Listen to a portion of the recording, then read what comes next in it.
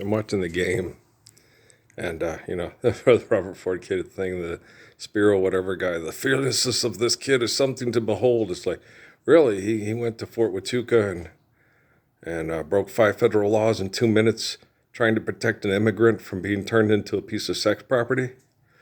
Wow, the fearlessness of this kid is something to behold. I'm like, I want to fucking hear it. There was a story about my life that was written down in a book called the Bible.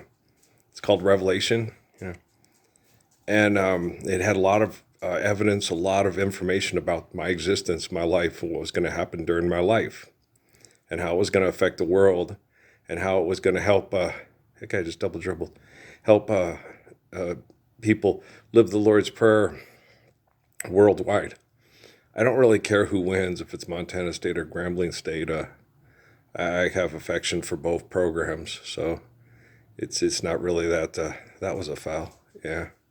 Okay. Yeah, that was more of a foul than what happened on the other side with Ford. But yeah, guys. Yeah. But Rockefeller told me that. He told me in meditation and prayer back in Sierra Vista, Arizona, before we left. They'll gladly kill each other over me and my grandpa's money and watch you and Jesus die, Parsons.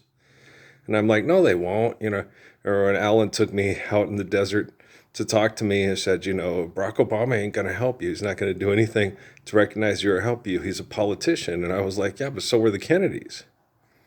And this is different. This is the apocalypse. This is the guy that gets it done. Haile Selassie told us this, and I'm still very upset about that. About people turning to Haile Selassie, and God is omnipotent and omnipotent.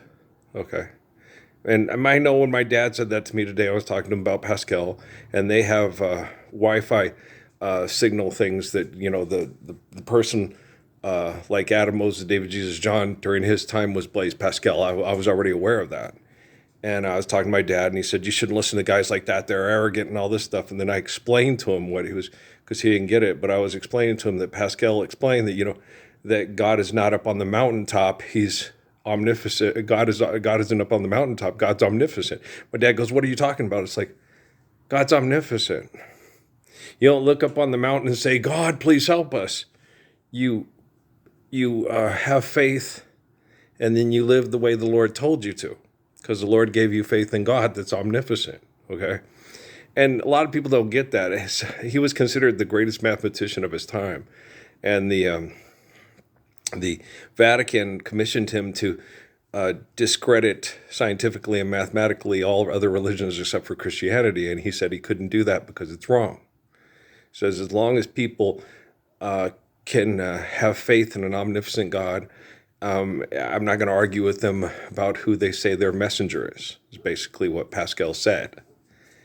And if you go read the Quran, you realize that Muhammad is giving you the same message as Abraham and Jesus. Okay? And so they all are a continuation of an eternal Lord that give us faith in a real God.